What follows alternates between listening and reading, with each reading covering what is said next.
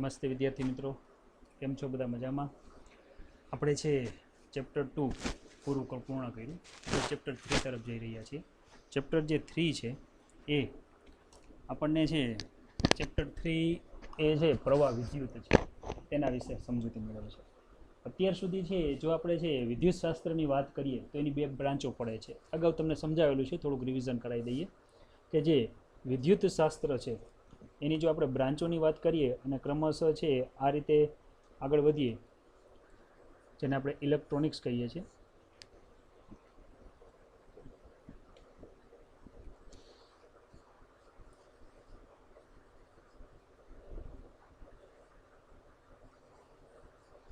જો વિદ્યુત શાસ્ત્રની વાત કરીએ તેમાં બે ભાગ પડે છે. યાદ રાખો, આ બધી ફિઝિક્સની જ બ્રાન્ચો છે. એમાંનો જે પહેલો ભાગ છે એને આપણે સ્ટેટિક ઇલેક્ટ્રોનિક્સ કીધું. સ્ટેટિકને આપણે છે સ્થિત વિદ્યુત શાસ્ત્ર એવું કંઈક નામ આપેલું છે. સ્થિત વિદ્યુત શાસ્ત્ર કીધું. સ્થિત વિદ્યુત શાસ્ત્ર અને બીજી આની જે બ્રાન્ચ છે એને કહેવાય છે પ્રવાહ વિદ્યુત શાસ્ત્ર.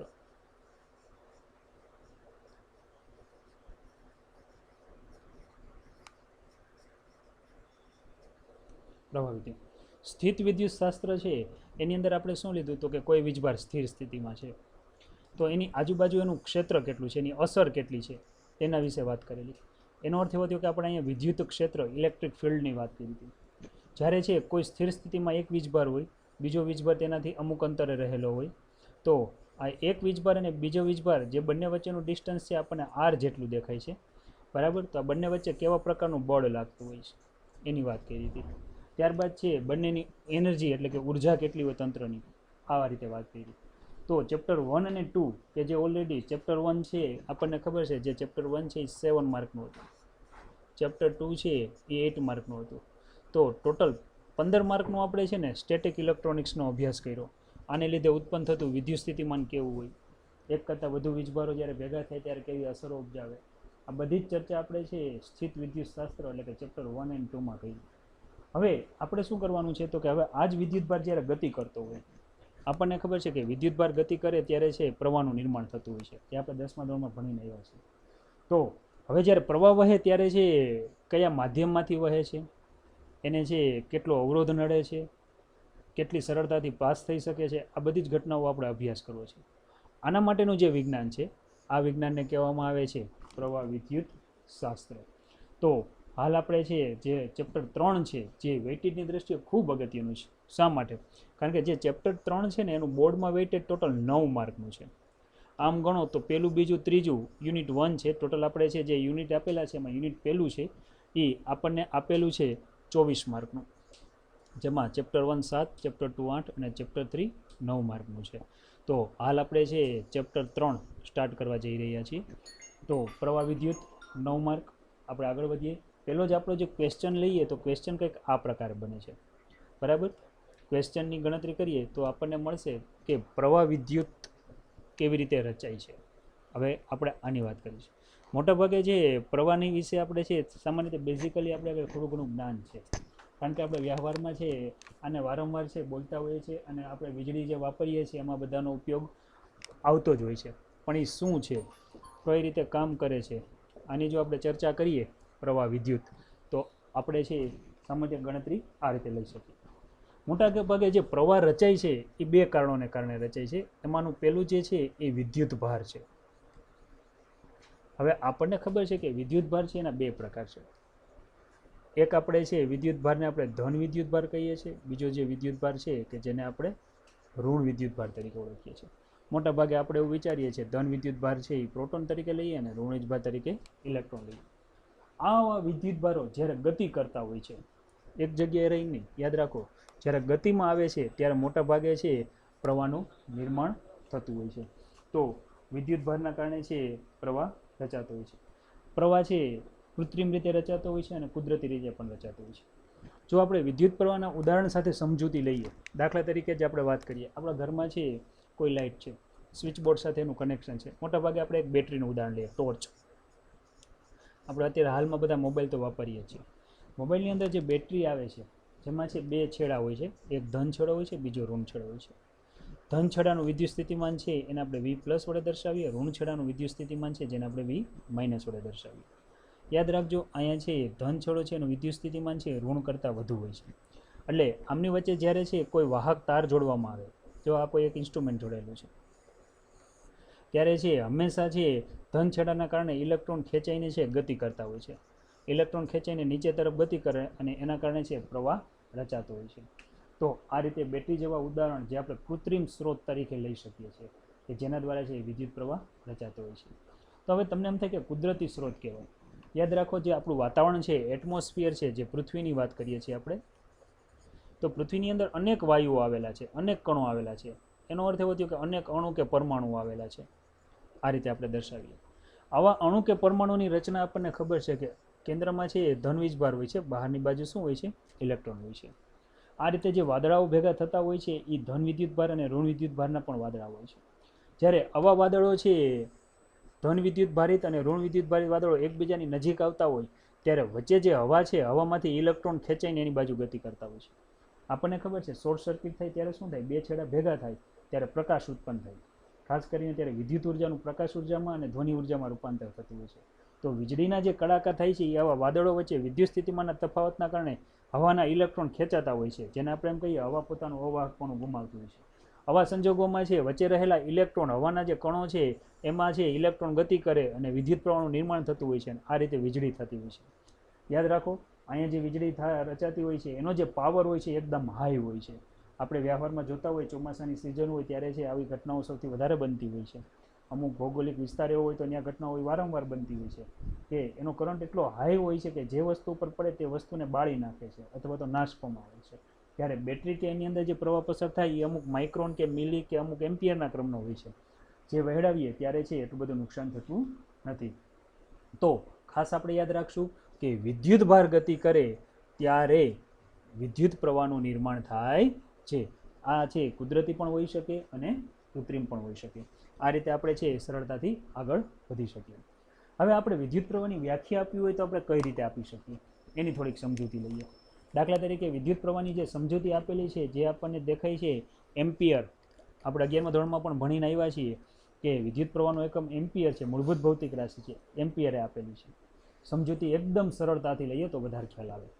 આપણે ધાતુ પદાર્થ કોને કહેવાય એ પણ આપણને ખબર છે. ધારી લ્યો કે આ કોઈ એક ધાતુનો ટુકડો છે જેની અંદર છે ધન વિદ્યુત ભાર પણ હોય છે અને ઋણ વિદ્યુત ભાર પણ હોય છે. ફોર એક્ઝામ્પલ દાખલા તરીકે વચ્ચેનો હું કોઈ એક આડછેદ વિચારું.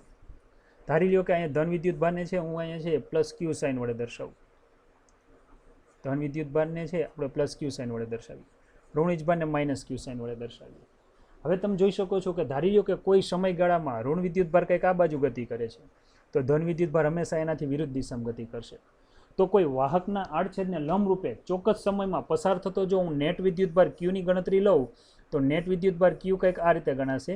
જે ધન વિદ્યુતભાર છે એમાંથી મારે છે કોઈ એક ઋણ વિદ્યુતભાર છે એને બાદ કરવો પડે.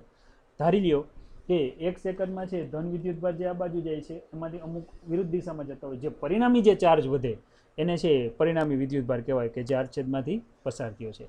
હવે આ જે છે ચોક્કસ સમયમાં પસાર થાય, સમયને આપણે ટી વડે દર્શાવીએ. તો કે ખાસ કરીને કેટલો વિદ્યુતભાર પસાર થશે એનો આધાર છે કેટલો સમય તમે આપો છો એના ઉપર રહેલો છે.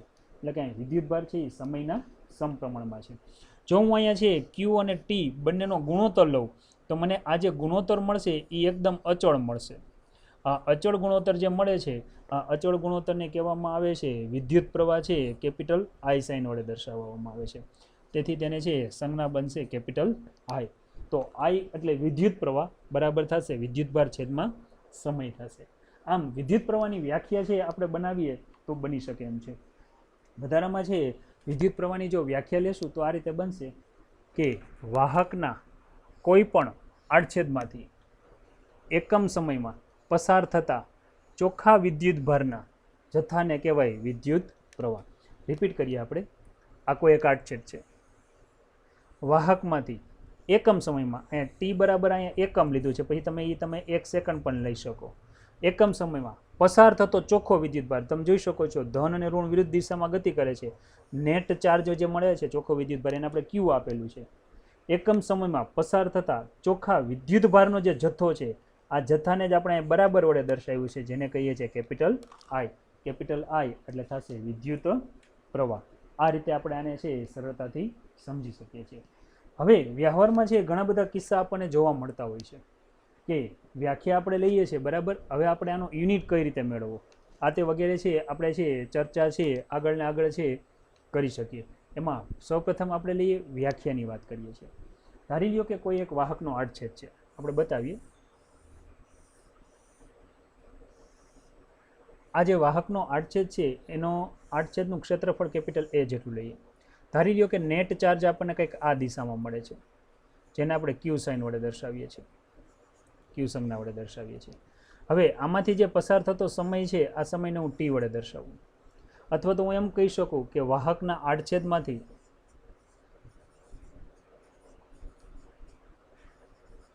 જ્યારે ઇલેક્ટ્રોન છે એક છેડેથી બીજા છેડે પહોંચે છે ત્યારે છે લાગતો સમય ડેલ્ટા ટી છે, કે ડેલ્ટા ટી સમયમાં જે કાંઈ વિદ્યુતભારનો જથ્થો પસાર થાય છે એનું કંઈક ડેલ્ટા ક્યુ નામ આપી દો. ડેલ્ટા ક્યુ વિદ્યુત ભાર પસાર થાય છે બરાબર. તો આ રીતે આપણે જે પ્રવાહ મળશે વ્યાખ્યા મુજબ એ પ્રવાહને કહેવાય સરેરાશ પ્રવાહ.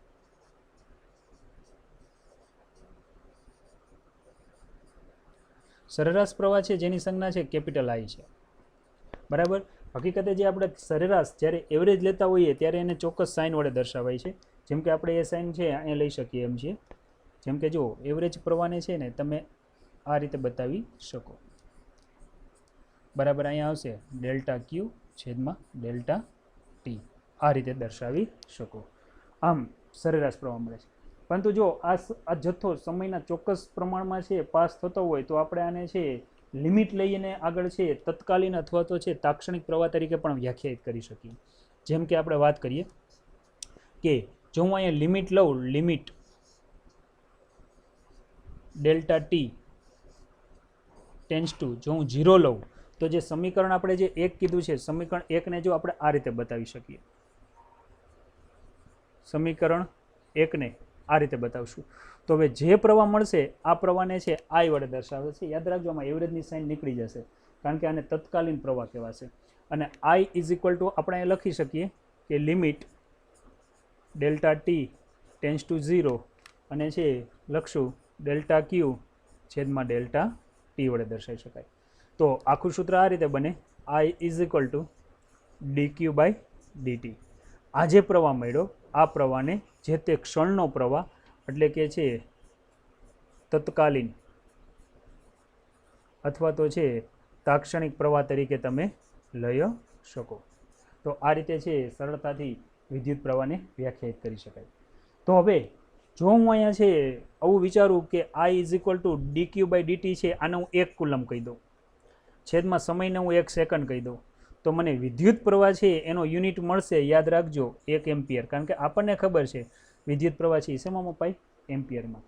તો જેમ આપણે પ્રવાહની વ્યાખ્યા લીધી કે વાહકના કોઈ પણ આડછેદમાંથી એકમ સમયમાં પસાર થતા ચોખ્ખા વિદ્યુતભારના જથ્થાને વિદ્યુત પ્રવાહ કહેવાય.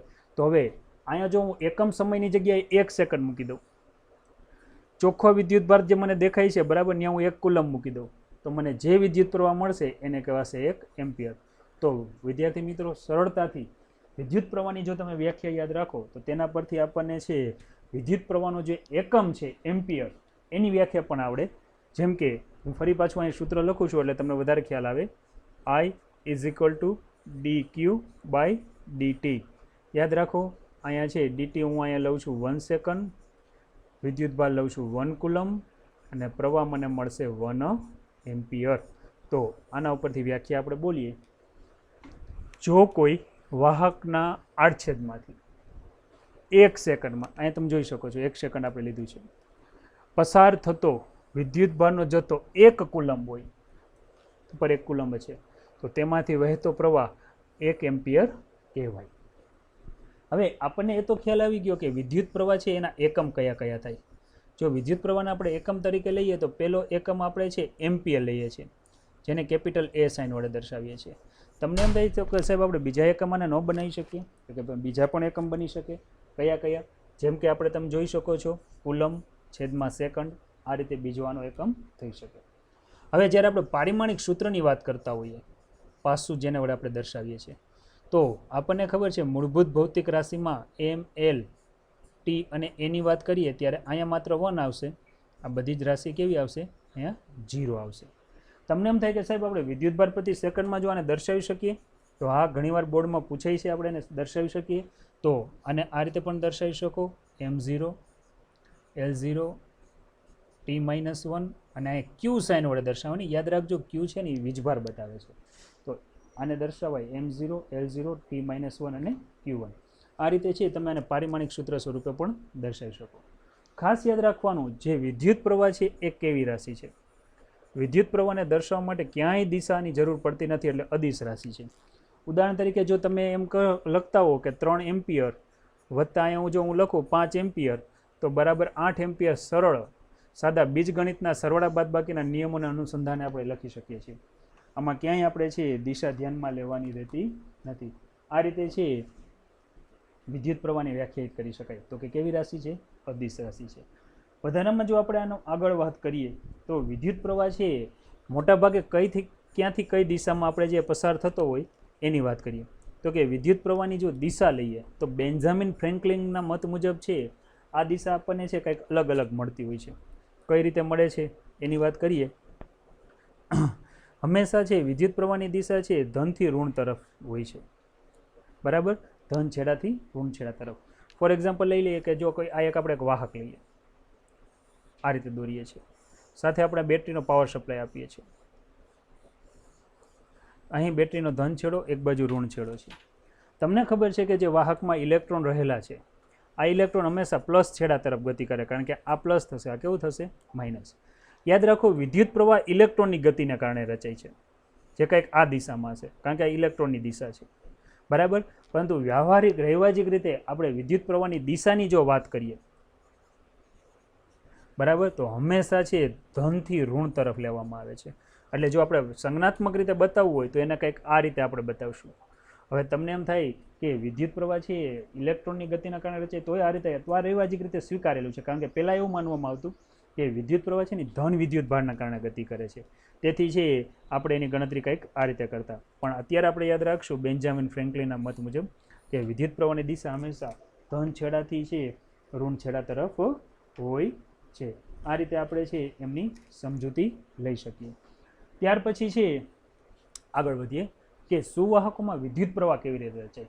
છોકરાઓ, નામ જ એવું છે સુવાહક. સુવાહક એટલે જેમાંથી સરળતાથી વિદ્યુત પ્રવાહ રચાય એને શું કહેવાય? તો કે સુવાહક. કેવી રીતે રચાતો હોય એના પણ જુદા જુદા ભાગ છે. આપણે ચેપ્ટર 2 ની અંદર તમને ધાતુ તત્વ ભણાવ્યા હતા. જે આપણે ધાતુ તત્વની વાત કરીએ તો ધાતુ તત્વની રચના કેવી હોય? મોટાભાગે ધાતુ તત્વ સોલિડ ફોર્મમાં હોય છે. સોલિડ ફોર્મનો અર્થ એવો થયો કે ચોક્કસ આકાર હોય છે. જ્યારે આ લિક્વિડ ફોર્મમાંથી સોલિડ ફોર્મમાં આવતા હોય ત્યારે એના પરમાણુ ચોક્કસ સ્થાને ગોઠવાઈ ગયેલા હોય છે. જે સ્થાને ગોઠવાય છે તેને આપણે તેના લેટિસ બિંદુ કહેવાય છે. યાદ રાખો, આ પરમાણુ છે અને આની આજુબાજુ છે એમાંથી ઇલેક્ટ્રોન છે મુક્ત થતા હોય છે અને ઇલેક્ટ્રોન સપાટીની અંદર આમ તેમ ગતિ કરતા હોય છે. પણ એ ખાસ યાદ રાખવાનું કે આવા ઇલેક્ટ્રોન છે એ સપાટી છોડીને જઈ શકતા નથી. જ્યારે આપણે છે આને બાહ્ય બેટરી આપીએ, બરાબર, બાહ્ય બેટરી આપશું, ધારી લો કે આ ધન અને મેં ઋણ વીજભાર આપ્યો, ત્યારે આવા ઇલેક્ટ્રોન છે હંમેશા ધન છેડા તરફ ગતિ કરે. અને હવે તો આપણને યાદ જ છે કે જ્યારે ઇલેક્ટ્રોન ગતિ કરે ત્યારે વિદ્યુત પ્રવાહનું નિર્માણ થતું હોય છે. તો ધાતુ તત્વની અંદર છે ખાસ કરીને વિદ્યુત પ્રવાહનું નિર્માણ આ રીતે થતું હોય છે. સુવાહકો નામ આપેલું છે. થોડુંક વધારે આગળ વધીએ. હવે આપણે થોડુંક આગળ વધીએ તો કે આઇનોસ્ફિયરની વાત કરીએ. આઇનોસ્ફિયર, છોકરો, કદાચ સ્ફિયર એટલે સ્તર થાય, તમને ખબર છે. આયનો એટલે આયનોથી બનેલું સ્તર. જો પૃથ્વીની ઉપર વાત કરીએ તો કે વાતાવરણના જુદા જુદા લેયર આવેલા છે. એમાં જે પૃથ્વીથી ઉપરનું જે લેયર છે ખાસ કરીને જેની રેન્જ છે 80 કિલોમીટરથી લઈને લગભગ 300 કિલોમીટર છે. આમાં છે જુદા જુદા વાયુ પોતાની ઘનતા અનુસાર જુદી જુદી જગ્યાએ ગોઠવાયેલા હોય છે. જેમ કે આપણને ખબર છે પૃથ્વીની સપાટીથી 20 થી 50 કિલોમીટર વચ્ચે છે ઓઝોન લેયરનું પડ આવેલું છે. હવે જ્યારે સૂર્ય છે, સૂર્યમાંથી કિરણો જ્યારે પૃથ્વી તરફ પહોંચતા હોય છે ત્યારે આ લેયરમાંથી છે આ સૂર્યના કિરણો જે ઉર્જા ધરાવતા કિરણો છે ને પાસ થતા હોય છે. વાતાવરણમાં છે જુદા જુદા વાયુ રહેલા હોય, એટલે કે સૂર્યપ્રકાશનો સામનો આ વાયુએ કરવો, સૂર્યપ્રકાશનો સામનો છે આ વાયુએ કરવો પડતો હોય છે. આ જે છે સૂર્યપ્રકાશ છે ઉર્જા છે, એ ઉર્જા જ્યારે છે ધરાવતા વિકિરણો આ વાયુઓના જ્યારે પરમાણુઓમાં પહોંચતા હોય છે ત્યારે પરમાણુઓમાંથી ઇલેક્ટ્રોનને ઉત્તેજિત એટલે કે બહાર ફેંકી દેતા હોય છે.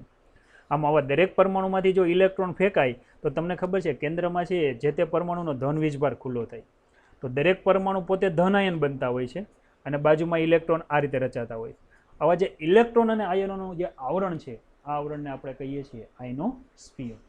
હવે અહીંથી જ્યારે આપણે છે સ્પેસ વેવ કોમ્યુનિકેશન દ્વારા છે કે બીજા કોઈ માધ્યમ દ્વારા જ્યારે ઇલેક્ટ્રોમેગ્નેટિક વેવ્સ ઉપર મોકલતા હોય છે ત્યારે આ માધ્યમના જે આયનોનું આખું લેયર છે એમાં રહેલા ઇલેક્ટ્રોન ઉપર બળ લાગતું હોય છે અને ઇલેક્ટ્રોન પણ ગતિ કરતા હોય છે અને આ રીતે પૃથ્વી ઉપર છે પાછા એને આપણે ઝીલી શકતા હોય છે. તો બરાબર યાદ રાખો કે જે આયનોસ્ફિયર છે એમાં મુક્ત ઇલેક્ટ્રોન અને ધન આયનોને કારણે પ્રવાહ રચાતો હોય છે. તો અહીંયા પ્રવાહ રચાય છે આ અર્થમાં વિદ્યુત પ્રવાહ રચાતો હોય તો આપણે એને વાહકો તરીકે ઓળખી શકીએ, પણ જેમાં સરળતાથી પ્રવાહ પસાર થઈ શકે એને આપણે મોટાભાગે સુવાહક તરીકે ઓળખીએ છીએ. વ્યવહારમાં લોખંડ છે, એલ્યુમિનિયમ છે, કોપર છે, આ બધામાં વિદ્યુત પ્રવાહનું નિર્માણ થતું હોય છે. આ બધામાં જે પ્રવાહ રચાતો હોય છે એને આપણે અત્યારે છે વાહકો તરીકે લેતા હોય છે. ત્યારબાદ આગળ વધીએ તો કે છે આપણે જે વાહનોમાં બેટરી વાપરીએ છીએ જેને આપણે વિદ્યુત સેલ કહીએ છીએ તેમાં નિર્માણ કઈ રીતે થતું હોય છે એની થોડીક વાત કરી લઈએ. ખાસ કરીને જે આપણે જે વાહનોમાં જે બેટરી વાપરીએ છીએ આ બેટરીની અંદર છે ને 2 ઇલેક્ટ્રોડ હોય છે એટલે 2 છેડા હોય છે. તમને ખબર છે આ જુદી જુદી ધાતુના જે છેડા હોય છે જેને આપણે છે ક્રમશઃ છે એકને ધન ઇલેક્ટ્રોડ કે બીજાને ઋણ ઇલેક્ટ્રોડ કહી શકતા હોય છે. આમાં છે ખાસ કરીને જે વિદ્યુત દ્રાવણ ભરવામાં આવે છે એમાં રાસાયણિક પ્રક્રિયા થતી હોય છે. રાસાયણિક પ્રક્રિયાના કારણે છે ને વિદ્યુત ઉર્જા મળતી હોય છે. ફોર એક્ઝામ્પલ ધારી લઈ સિમ્પલ ઉદાહરણ લઈએ કે આપણે છે NaCl ભરીએ છીએ. NaCl એટલે મીઠું આમ તો થાય, પણ આમાં જ્યારે ઇલેક્ટ્રોલાઇસિસની પ્રક્રિયા થાય ત્યારે Na+ અને Cl- છૂટું પડતું હોય છે. આમ ધન છેડા તરફ બધીએ છે Na+ ગોઠવાતું હોય છે અને ઋણ છેડા તરફ બધીએ Cl- ગોઠવાતું હોય છે. એક છેડો પ્લસ બીજો છેડો માઇનસ એટલે બંને વચ્ચે વિદ્યુત સ્થિતિમાંનો તફાવત મળતો હોય છે. જ્યારે અહીંયા છે આપણે બીજી કોઈ જો વાહક વસ્તુ મૂકીએ, ફોર એક્ઝામ્પલ આપણે એક નાનો લેમ્પ મૂકીએ છીએ ત્યારે છે આવા વિદ્યુત ભારો ગતિ કરતા હોય છે, આપણને છે પ્રકાશ ઉર્જા કે બીજી ઉર્જા મળતી હોય છે. તો આ રીતે છે સુવાહકોમાં છે વિદ્યુત પ્રવાહનું નિર્માણ થતું હોય છે. ખાસ યાદ રાખવાનું કોઈ પણ દ્રાવણ હોય તેમાં છે આપણે અગાઉ દર્શાવેલું તે પ્રમાણે અને દ્રવ્યનો જો માત્ર 1 ગ્રામ અથવા 1 મોલ જેટલો જથ્થો લઈએ તેમાં પરમાણુની સંખ્યા 1022 થી 1023 ઘાત જેટલી હોય છે. હવે આટલા બધા પરમાણુ જો માત્ર 1 ગ્રામમાં હોય તો આપણે તો ઘણો બધો જથ્થો લેતા હોઈએ છીએ, તો આવા ઘણા બધા ઇલેક્ટ્રોન પરમાણુ આપણને સતત ગતિ કરતા જોવા મળતા હોય છે અને આના આધારે છે વિદ્યુત પ્રવાહનું નિર્માણ આપણને થતું જોવા મળતું હોય છે. આ રીતે છે સુવાહકોમાં વિદ્યુત પ્રવાહની સમજૂતી આપણે સરળતાથી લઈ શકીએ છીએ. ત્યારબાદ એવું લખેલું છે કે ઘનવાહક પદાર્થમાં વિદ્યુત ક્ષેત્રની ગેરહાજરીમાં સાથી પ્રવાહ મળતો નથી. આ ખાસ અગત્યનો પોઈન્ટ છે. ધારી લ્યો કે હું એક લોખંડનો ટુકડો લઉં છું. હવે અગાઉ આપણે સમજ્યા એ પ્રમાણે આમાં શું આવેલું હોય તો કે ધન આયનો આવેલા હોય છે જે પોતાના સ્થાને જ રહીને દોલન કરતા હોય પરંતુ છે તે પોતાની જગ્યા છોડીને જઈ શકતા નથી. બીજું શું આવેલું હોય તો કે ઇલેક્ટ્રોન આવેલા હોય, પણ ઇલેક્ટ્રોન છે એ આમ તેમ છે ને એ આખા ટુકડામાં ગતિ કરતા હોય પણ એ સપાટી છોડીને એ પણ બહાર જઈ શકતા નથી. હવે કોઈ ચોક્કસ સમયના અનુસંધાને આપણે વાત કરીએ. ધારી લો કે આ કોઈ એક ધાતુનો ટુકડો છે. આ ધાતુના ટુકડાનો આપણે વચ્ચેનો આડછેદ વિચારો તો અહીંયા છે 1 સેકન્ડમાં જેટલા ઇલેક્ટ્રોન આ જે ધાતુના ટુકડાને લંબરૂપે પસાર થતા હોય એની વિરુદ્ધ દિશામાં જ એટલા જ ઇલેક્ટ્રોન છે વિરુદ્ધ દિશામાં જતા હોય. જો આનો પરિણામી નેટ ચાર્જ લઈશ ને વાહકના આડછેદને લંબરૂપે પસાર થતા ઇલેક્ટ્રોનનો તો લગભગ આપણને કેટલો મળે? 0. હવે આપણને વિદ્યુત પ્રવાહની વ્યાખ્યા તો આવડે જ છે કે I બરાબર થાય Q/T. હવે જો આપણને નેટ ચાર્જ જ 0 મળે તો આપણને જે કુલ વિદ્યુત પ્રવાહ છે કેટલો મળવાનો છે? 0. આ માટે છે કોઈ ઘનવાહક એટલે કે ચોક્કસ આકાર ધરાવતો જો કોઈ ટુકડો હોય તો એમાં સામાન્ય સ્થિતિમાં છે આપણને વિદ્યુત પ્રવાહ મળતો નથી. તો આ રીતે છે સરળ ઉદાહરણ દ્વારા સમજી શકાય. ફોર એક્ઝામ્પલ આ જ લોખંડના સળિયાને જ્યારે હવે તમે બાહ્ય ક્ષેત્ર આપો, ધારી લો કે મેં અહીં બાહ્ય બેટરી આપેલી છે. હવે આપણે આને જેવો બેટરી આપીએ છીએ ચેપ્ટર 2માં ભણી ગયા છીએ વિદ્યુત સ્થિતિમાંનો તફાવત લાગતા આવા ઇલેક્ટ્રોન છે અહીંથી આમ ગતિ કરશે, બેટરીમાંથી ઉર્જા મેળવીને વળી પાછા આ બાજુ જશે. આમ ઇલેક્ટ્રોન ગતિ કરે તો પ્રવાહનું નિર્માણ થવાનું છે જે તેને કરતાં વિરુદ્ધ દિશામાં થવાનું છે. પણ સામાન્ય સ્થિતિમાં આવા કોઈ ધાતુનો ટુકડો હોય કોપર, એલ્યુમિનિયમ કે લોખંડ તેમાં કંઈ છે આ રીતે આપણને વિદ્યુત પ્રવાહ મળવાનો છે નહીં. હવે જ્યારે છે અહીંયા એમ કીધું છે કે ઘનવાહક પદાર્થોમાં વિદ્યુત ક્ષેત્રની હાજરીમાં મળતા વિદ્યુત પ્રવાહની આપણે થોડી ઘણી સમજૂતી લેવાની. વિદ્યાર્થી મિત્રો હમણાં જ તમને આપેલી એ જ વસ્તુ આપણે રિપીટ થાય છે. આપણે અહીંયા છે કોઈ એક ધાતુનો ટુકડો લઈએ છીએ, બરાબર. આ જે કંઈ એક ધાતુનો ટુકડો લીધો, ફોર એક્ઝામ્પલ છે તાંબા કે કોપર કે આપણે એલ્યુમિનિયમ અથવા લોખંડનો ટુકડો લઈ શકીએ. હવે ધન આયનો છે કોઈ ચોક્કસ સ્થાન ઉપર ગોઠવાયેલા હોય, જેને આપણે લેટિસ બિંદુ તરીકે ઓળખી શકીએ છીએ. હવે જ્યારે છે આ રીતે લીધું, હવે અહીંયા શું આવેલું હોય તો કે ઋણ વીજભારિત ઇલેક્ટ્રોન આવેલા હોય છે. ચાલો આ રીતે બતાવીએ. અથવા તો આ જ વસ્તુને પહેલાં આપણે સરળતાથી સમજીએ તો કંઈક આ રીતે સમજીએ. ધારી લો કે અહીંયા છે આ ધાતુનો ટુકડો છે, એમાં એક છેડો ધન છે ને બીજો છેડો ઋણ છે. આ આકૃતિ પછી લઈએ, પહેલાં નાની આકૃતિ સમજી લઈએ કે એક બાજુ પ્લસ છેડો છે, બીજી બાજુ છે ઋણ વીજભાર આવેલો છે એટલે માઇનસ છે. હવે થશે શું તો કે પ્લસ અને માઇનસના કારણે વિદ્યુત ક્ષેત્ર રચાશે. વિદ્યુત ક્ષેત્રનું કેપિટલ ઈ સાઇન વડે દર્શાવું. તો આ છેડા ઉપરથી ઇલેક્ટ્રોન ગતિ કરીને ધન છેડા ઉપર જશે. હવે જ્યારે ઇલેક્ટ્રોન ગતિ કરીને ધન છેડા તરફ જશે ત્યારે આપણે વિદ્યુત પ્રવાહ મળશે. પણ જેવા બધા ઇલેક્ટ્રોન છે ધન છેડા તરફ જશે ત્યારે આ ધન વિદ્યુત ભારને ન્યુટ્રલ કરી નાખશે. પછી છે આ ઇલેક્ટ્રોન ગતિ કરી શકશે નહીં એટલે પ્રવાહ મળશે નહીં. તો પ્રવાહ માત્ર ક્યાં સુધી મળે છે? જ્યાં સુધી એક પૃષ્ઠ ઉપરથી ઇલેક્ટ્રોન બીજા પૃષ્ઠ ઉપર જાય ત્યાં સુધી જ મળે છે, બાકી મળતું નથી. તમારા પ્રક્રિયા સતત ચાલુ રાખવી છે. સતત ચાલુ રાખવી હોય તો એના માટે આપણે છે એક પાવર સપ્લાય આપવો પડશે, એટલે બાહ્ય વિદ્યુત કોષ આપવો પડશે. ત્યારે જ આ પ્રક્રિયા છે આપણને શક્ય મળશે, બાકી છે મળશે નહીં. જેમ કે અહીં વિદ્યુત સ્થિતિમાંનો તફાવત વી આપ્યો છે. હવે તો આપણે ખબર જ છે કે આ ધન છેડો છે, આ ઋણ છેડો છે. આમ ઇલેક્ટ્રોન છે એ ધન બાજુ હવે ગતિ કરશે. જેમ જેમ ઇલેક્ટ્રોન છે ધન છેડા તરફ ગતિ કરતા જાય, બરાબર, આ ઇલેક્ટ્રોન છે બાહ્ય વાહક તારમાંથી ઉતરી આ રીતે આ બાજુ આવશે, વળી બેટરીમાંથી ઉર્જા મેળવશે અને આ જ ઇલેક્ટ્રોન છે ક્રમશઃ છે ગતિ કરીને ઉપર જશે. ઉપર જઈને આ જ ઇલેક્ટ્રોન વળી પાછા અંદરથી ગતિ કરશે. આમ બાહ્ય બેટરીમાંથી ઉર્જા મેળવતા જશે અને ઇલેક્ટ્રોનની ગતિ ચાલુ રહેશે. અને રૈવાજિક પ્રવાહ જે આપણે બતાવીએ છીએ કે જે ઇલેક્ટ્રોનની વિરુદ્ધ દિશામાં છે, આ રીતે સતત આપણને છે વિદ્યુત પ્રવાહ મળતો જાય. તો આ રીતે છે ઘન વાહક પદાર્થોમાં છે વિદ્યુત ક્ષેત્ર એટલે બાહ્ય બેટરી આપો છો ત્યારે આ રીતે આપણને છે પ્રવાહ મળતો હોય છે. ત્યારબાદ આગળ વધીએ, બરાબર. જો આગળની ગણતરી કરીએ, બરાબર, તો આગળની ગણતરીમાં છે આપણને કંઈક રચના છે આ રીતની મળશે. હવે આગળ આપણે વધીએ છીએ.